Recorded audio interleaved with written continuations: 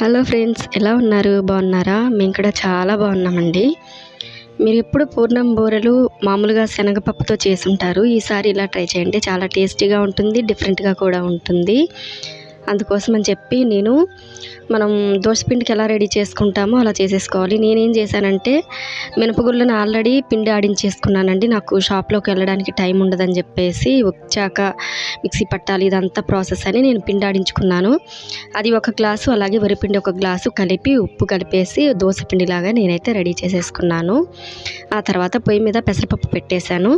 పెసరపప్పు పెట్టిన తర్వాత అది బాగా మెత్తగా అయ్యాక బెల్లం యాలుక్కాయలు బాగా దంచి ఇలా వీడియోలో చూపిస్తున్న విధంగా పప్పు గుత్తితో ఇలా మొత్తం స్మాష్ చేసుకోవాలి. బెల్లం ఎక్కువ కాకూడదండి, ఎందుకంటే ఆల్రెడీ పెసరపప్పులో వాటర్ కన్సిస్టెన్సీ ఉంటుంది కాబట్టి బెల్లం అనేది కొంచెం సరిపడ వేసుకోవాలి. మరీ ఎక్కువైనా బాగోదన్నమాట. పెసరపప్పు ఆల్రెడీ చాలా టేస్టీగా ఉంటుంది కాబట్టి బెల్లం కొంచెం తగ్గించుకోవాలి. యాలుక్కాయలు ఆప్షనల్, వేసుకుంటే వేసుకోవచ్చు, లేకపోతే లేదు.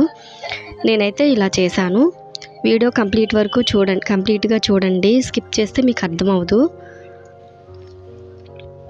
ఇలా మొత్తం స్మాష్ చేసిన తర్వాత మళ్ళీ బెల్లం వేసుకొని మళ్ళీ మెత్తగా బెల్లం గడ్డలు కాకుండా మెత్తగా అయ్యే వరకు మళ్ళీ స్మాష్ చేయాలన్నమాట.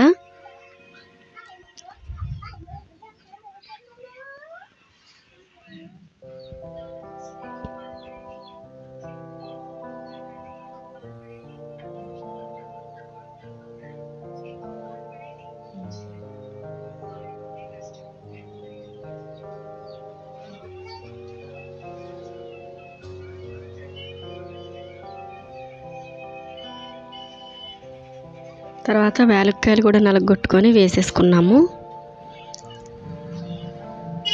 చూసారు కదా, ఇలా లడ్డు చేస్తే లడ్డు వచ్చేటట్టు ఉండాలండి. మరీ ఎక్కువ థిక్గా ఉండకూడదు, అలాగని మరీ నీరుగా పలచగా ఉండకూడదు. ఇలా చూపిస్తున్న విధంగా లడ్డులాగా చేసేసుకోండి, చాలా టేస్టీగా ఉంటుంది.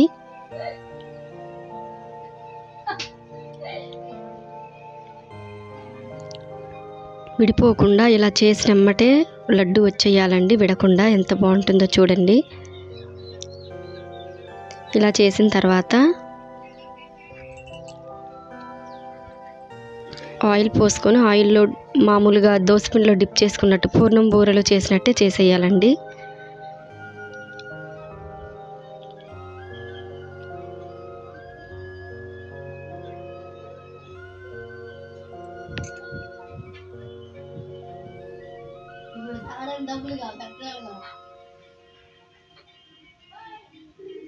చూసారు కదా, ఇలా డిప్ చేసుకోవాలి.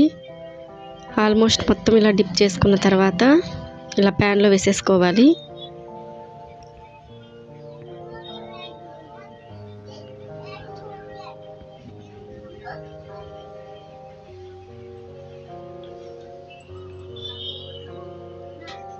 మొత్తం ప్యాన్లో వేసుకున్న తర్వాత మళ్ళీ తిరగేసుకోవాలి.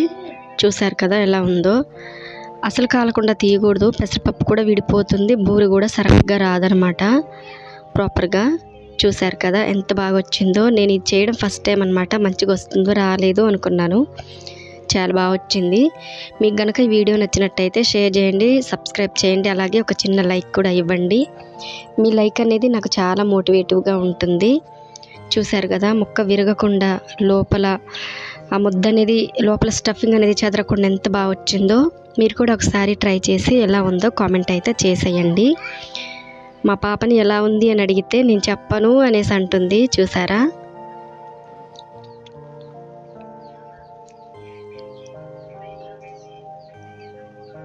థ్యాంక్ యూ అండి. మీరు కూడా ఇలా ట్రై చేసి నాకైతే తప్పకుండా కామెంట్ చేస్తారని అనుకుంటున్నాను. Thank you so much.